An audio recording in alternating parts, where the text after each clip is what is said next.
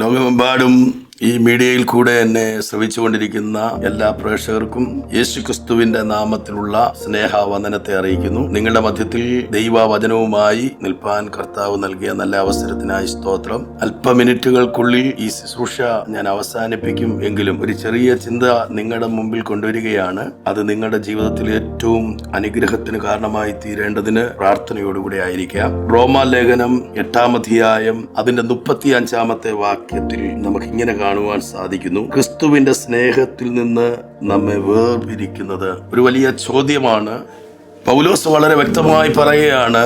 അതിന് ആൻസർ തന്നെ കഷ്ടതയ്ക്കോ പട്ടിണിക്കോ നഗ്നതയ്ക്കോ ആപത്തിനോ വാളിനോ വാഴ്ചകൾക്കോ അധികാരങ്ങൾക്കോ ദൂതന്മാർക്കോ മരണത്തിനോ ഒന്നും എന്നെ ക്രിസ്തുവിന്റെ സ്നേഹത്തിൽ നിന്ന് വേർതിരിപ്പാൻ കഴിയത്തില്ല എന്ന് പൗലോസ് വളരെ വ്യക്തമായി പറയുന്നു. ആ പൗലോസ് തന്നെ ആ തിരുവചന ഭാഗങ്ങളിൽ റോമാലേഖനം 8-ാം അധ്യായത്തിൽ പറയുന്നുണ്ട്, ദൈവം അനുകൂലമെങ്കിൽ പ്രതികൂലമാര്. സ്വന്തം പുത്രനെ ആദരിയാതെ നമുക്കെല്ലാവർക്കും വേണ്ടി ഏൽപ്പിച്ചു തന്നവൻ അവൻ നമ്മെ തിരഞ്ഞെടുത്തിരിക്കുന്നു എന്നുള്ളത് പൗലോസ് കൊണ്ടുവന്ന് വ്യക്തമാക്കുന്നു. ദൈവം എനിക്ക് അനുകൂലമാണ്, അവൻ എന്നെ തെരഞ്ഞെടുത്തിരിക്കുന്നു എന്നുള്ള തലങ്ങളിൽ പൗലോസ് വളരെ ശക്തമായ രീതിയിൽ സംസാരിക്കുന്നത് കൊണ്ട് ഒരു വെല്ലുവിളികൾക്കും ഒരു പ്രതികൂലങ്ങൾക്കും എന്നെ ക്രിസ്തുവിന്റെ സ്നേഹത്തിൽ നിന്ന് വേർതിരിപ്പാൻ കഴിയത്തില്ല എന്ന് പൗലോസ് വ്യക്തമാക്കുകയാണ്. എന്റെ വാത്സല്യ പ്രിയമുള്ളവരെ, നിങ്ങൾ അനുഭവിക്കുന്ന വെല്ലുവിളികൾ, നിങ്ങൾ അനുഭവിക്കുന്ന ശോധനകൾ, നിങ്ങൾ അനുഭവിക്കുന്ന ഭാരങ്ങൾ വളരെ വലുതായിരിക്കാം. ക്രിസ്തുവിനെ അറിഞ്ഞതിന് ശേഷം നിങ്ങളുടെ മിനിസ്ട്രിയോടുള്ള ബന്ധത്തിൽ, നിങ്ങളുടെ കുടുംബജീവിതത്തിൽ, നിങ്ങളുടെ തലമുറകളിലൊക്കെ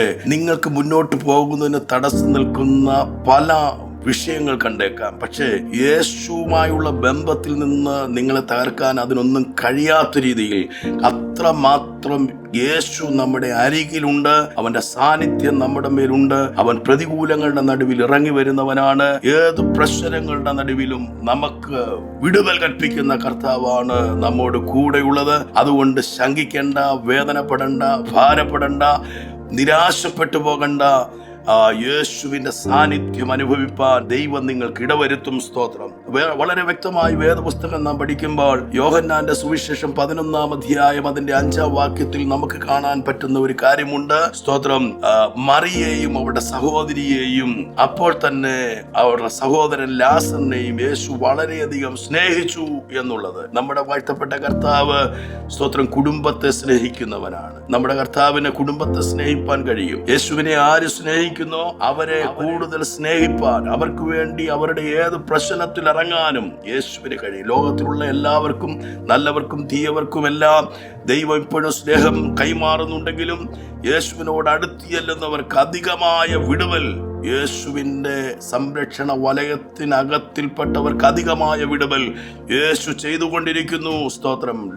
ബെഥാനിയിൽ മറിയ, മാർത്ത, ലാസർ എന്നിവർ യേശുവിനെ അവരുടെ വീട്ടിൽ കൈക്കൊണ്ടെങ്കിൽ അവരുടെ വീട്ടിൽ വന്ന ലാസറിന് വന്ന രോഗം, ലാസറിന് വന്ന മരണം, ഇതിലൊന്നും യേശുവിന് സമ്മതിക്കാൻ പറ്റാത്തതിന്റെ പ്രതികൂല വാക്കുകളും വെല്ലുവിളികളും ഒക്കെ ആ വീടിനോടുള്ള ബന്ധത്തിൽ പലയിടങ്ങളിൽ നിന്നും തല ഉയർത്തിയെങ്കിലും അത് മാർത്തയെയും മറിയെയും വല്ലാതെ വിഷമിപ്പിക്കുകയും ക്ഷീണിപ്പിക്കുകയും ചെയ്ത വിഷയമാണെങ്കിലും മരണത്തിന്റെ അതേ കെട്ടുകളെ പൊട്ടിക്കുവാൻ 4-ാം നാൾ ലാസറിന്റെ കല്ലറയിലേക്ക് കടന്നു ചെന്ന ഒരു യേശുവിനെയാണ് നമ്മൾ സ്നേഹിക്കുന്നത്. വൈകി എന്ന് തോന്നുന്നു എങ്കിൽ ഇന്ന് ഈ സമയം ഞാൻ നിങ്ങളോട് വിളിച്ചു പറയട്ടെ, നിങ്ങളുടെ വിഷയങ്ങൾക്ക് വിടുതൽ വൈകിയിട്ടില്ല. യേശുവിന്റെ സമയത്തിനായി നിങ്ങൾ കാത്തിരിക്കുക. യേശുവിന് വേണ്ടി നിങ്ങൾ ഇടം കൊടുത്തിട്ട്, യേശുവിന് വേണ്ടി നിങ്ങൾ ജീവിതം സമർപ്പിച്ചിട്ട്, നിങ്ങൾ വളരെ ഭാരത്തിലാണെങ്കിൽ എന്തുകൊണ്ട് എൻ്റെ പ്രാർത്ഥനയ്ക്ക് മറുപടി കിട്ടുന്നില്ല, എന്തുകൊണ്ട് ഉത്തരം ലഭിക്കുന്നില്ല എന്ന് കണ്ട് നിങ്ങൾ നിരാശപ്പെടുന്നെങ്കിൽ, നിങ്ങൾ യേശുവിനെ എത്രയധികം സ്നേഹിച്ചിട്ടുണ്ടോ, യേശുവിന് വേണ്ടി എത്രയധികം നിങ്ങൾ നിങ്ങളെ തന്നെ സമർപ്പിച്ചിട്ടുണ്ടോ, നിങ്ങളുടെ പുരുഷായുസ് മുഴുവനും നിങ്ങൾ കർത്താവിന് വേണ്ടി കൊടുത്തവരാണെങ്കിൽ ലോകം വിധിച്ച വിധിക്കകത്തിൽ നിങ്ങൾ തകരുകയില്ല. നിങ്ങളുടെ സമൂഹം, സമുദായം നിങ്ങളെ വിധിച്ച വിധിക്കകത്തിൽ നിങ്ങൾ തകരുകയില്ല. നിങ്ങളുടെ സ്നേഹിതർ നിങ്ങളെ വിധിച്ച വിധിക്കകത്തിൽ നിങ്ങൾ തകർന്നു പോകുവാൻ ദൈവം അനുവദിക്കത്തില്ല. എവിടെയാണെങ്കിലും, എത്ര കല്ലറയ്ക്കകത്തിലാണെങ്കിലും, ഏത് ഗുഹയ്ക്കകത്തിലാണെങ്കിലും നിന്നെ ജീവനോടെ വിളിച്ചു വരുത്തി അതേ നിന്റെ ശത്രുക്കളെ ലജ്ജിപ്പിക്കുവാൻ കഴിയുന്ന ഒരു കർത്താവിനെയാണ് നീ സ്നേഹിക്കുന്നത്. അതുകൊണ്ട് ഞാൻ ആത്മാർത്ഥമായി ദൈവമക്കളോട് വിളിച്ചു പറയട്ടെ, വിഷമിക്കണ്ട, നിന്റെ തലമുറയുടെ വിഷയത്തിന്മേൽ ദൈവം പ്രവർത്തിക്കും. സഹോദരി വിഷമിക്കണ്ട, നിന്റെ സഹോദരന്റെ വിഷയങ്ങളുടെ മേൽ ദൈവം പ്രവർത്തിക്കും.